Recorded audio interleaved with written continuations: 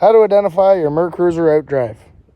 Just by looking at the drive itself, there's 3 easy ways.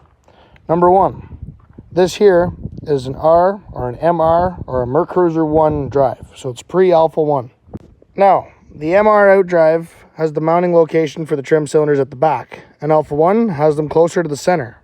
And Alpha 1 also has 4 studs protruding the bottom of the midsection into the lower unit to fasten it. There's 2 on either side, where the older style or the earlier model had 2 studs up front and 1 here under the trim tab. Also, an Alpha 1 does not have this hoisting point on it. And when you get to the back of the boat, an Alpha 1 will have a 12-point pin here, or a trim pinch, that you need a special tool. This guy right here comes on sale, $20 at Canadian Tire, to remove it. There's also a trim sensor right on top of it. Now, I had a nice video all edited and ready to go, and it wouldn't upload. So I had to start over, and we're a couple steps ahead of everyone. But here are the hinge pins. Those sitting there like so. And there's a little nail, well, it's a lock pin. Come on, focus. That sits in this hole right here. That goes through that hole right there that locks this pin in. So these just float in there. They're very simple.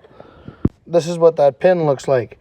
They sit flush against here, so you want to grab a sharp chisel, get it started, then grab a pair of needle nose and work it out just like that. Do not break it, because that's a headache. And if you bend them like that, it's not the end of the world. You can replace them with a cotter pin. After that, you got to hop into the boat and remove the end of the shift cable. So the shift cable that's coming from the exhaust housing, this one right here, will have an end like this on it. Now, in that end, there's a little crimp piece with 2 set screws. You loosen those set screws up, and this whole piece will slide off the end of that cable. Once you have that done, you grab the shift fork that's coming out of the outdrive and you slide the entire cable out. If you're going to reuse it, do not get it dirty. That's why mine's hanging here. Next, you're going to grab a 9/16 wrench, thread the shift cable out of the bellow housing. That's so you can remove your shift bellows. Note that there's also a water tube that goes under this copper fitting that attaches to the back of this bellow housing. Mine's drier than a recipe out of Martha Stewart's cookbook. It's pretty toast.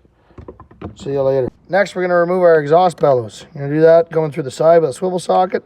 Remove that clamp back there. That's all 3 bellows removed. And just like that, that's how you identify and disassemble an MR outdrive.